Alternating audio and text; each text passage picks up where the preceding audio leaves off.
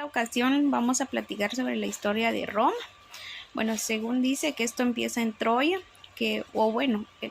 por lo menos esto era lo que los padres le decían a sus hijos, para que tuvieran conocimiento sobre el origen de la patria. Pero esto también decía que se basaba también bajo las historias de Tito y de Dionisio, aunque también en una parte se dio a conocer por el poeta Virgilio. Estos tres autores fueron los que realmente dieron a conocer las principales fuentes sobre el nacimiento de la ciudad de Roma. También ellos descubrieron otro modo, que esto fue durante la guerra de Troya. También hubo un joven llamado Eneas que logró escapar de la furia de Aquiles y de Ulises, ayudado por su madre, la diosa Venus. Podemos destacar de que la diosa Venus fue muy importante en la historia de la cultura romana, porque fue una de las grandes leyendas.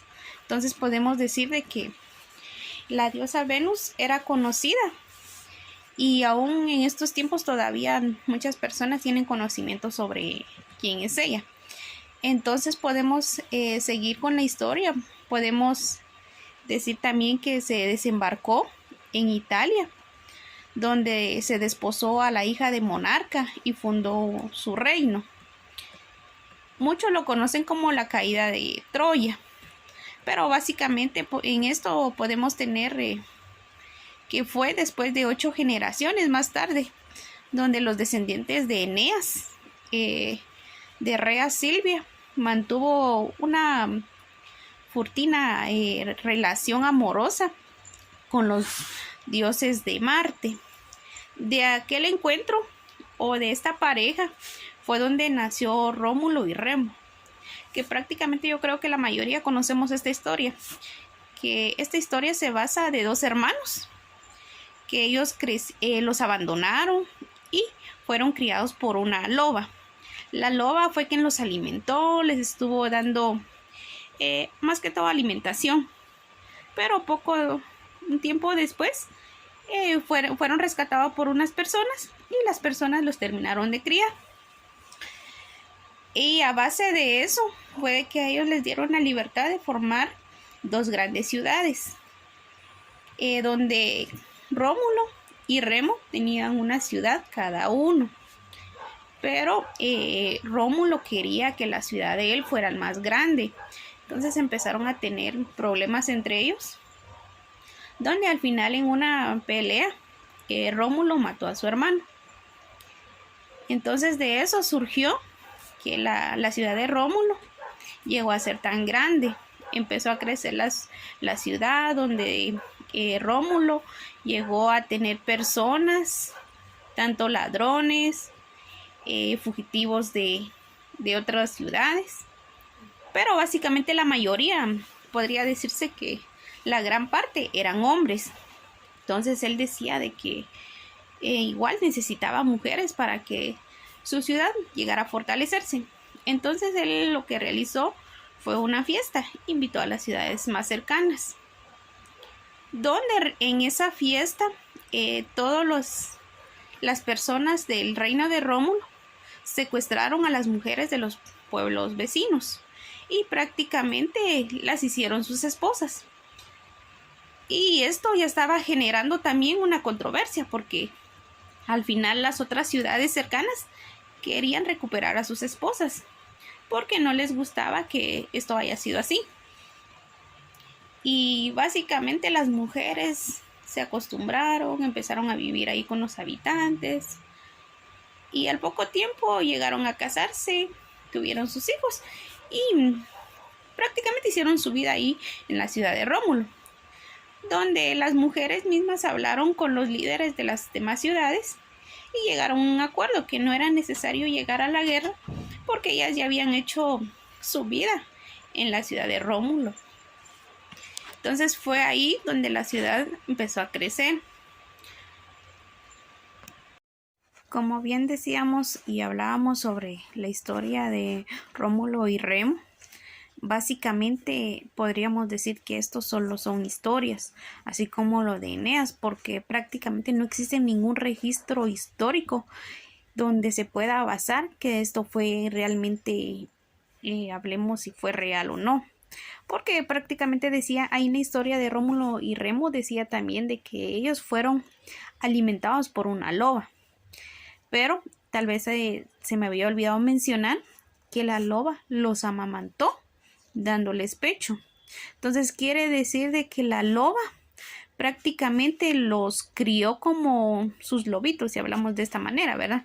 Entonces, estos dos niños se agachaban abajo de la loba, ¿verdad? Y empezaban ahí sí a tomar leche y fueron creciendo. Entonces, si lo vemos de esta manera, podríamos decir que es algo ilógico que dos niños estuvieran amamantándose de una loba. O podría ser de que sí fue cierto. Por eso es de que no hay un registro de que esto sea o no verdad. Pero también podemos decir también de que queda en eso, ¿verdad? En la incógnita de que será cierto esta historia o no. Por eso es de que dicen que los orígenes son algo misteriosos, porque no se sabe con exactitud lo que pasó.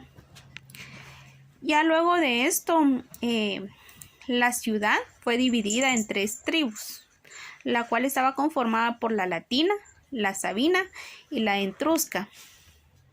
Estas fueron las 3 principales ciudades o tribus, donde a cada tribu le correspondía 10 curias o barrios prácticamente, y cada una de estas curias la formaba un grupo de 10 clanes o gentes. Cada gens estaba identificada con un antepasado común. Varias familias formaban una misma gen y estaba encabezado por una familia grande, y donde el jefe era en sí, hablemos del padre de familia. Llegamos a la base que la sociedad romana no era individuo de un solo un individuo, sino era de una familia por la extensión, pero que prácticamente el jefe era el que comandaba todo el grupo.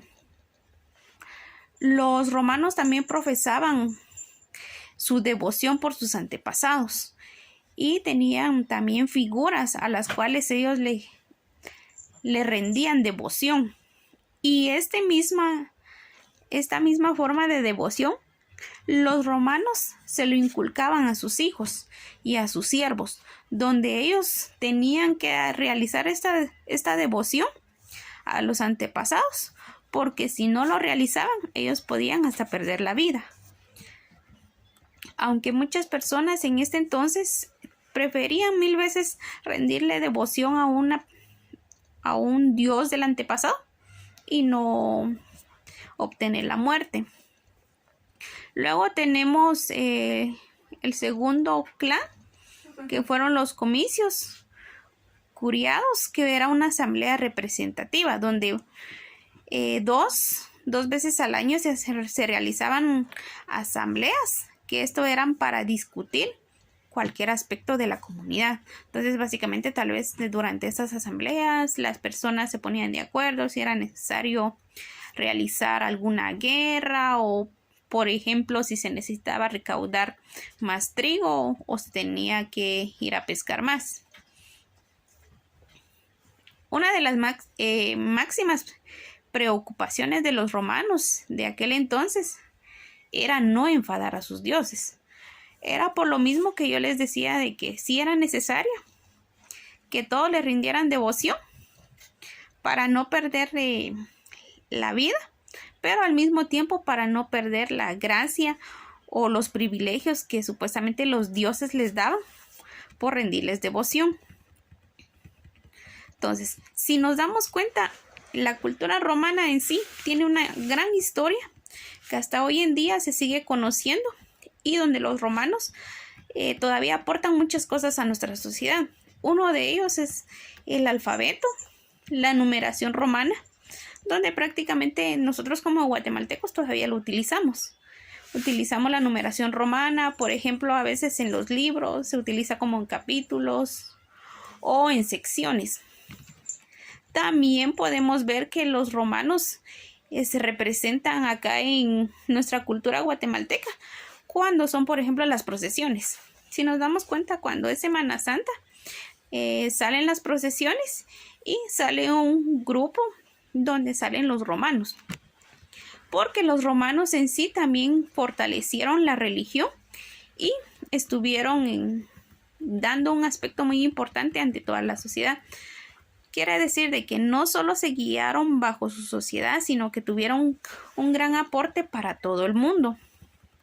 Entonces, vamos a recalcar que la civilización romana se enfatiza en todo lo que creó, que era prácticamente su dialecto, su numeración y sus formas de proteger a su reino, ya que ellos protegían su reino mediante peleas, durante guerras, y todo esto era lo que les brindaba a ellos más poderío sobre las demás naciones. Esto sería un poco de lo que podemos hablar sobre la civilización romana. Espero que me hayan comprendido y muchas gracias.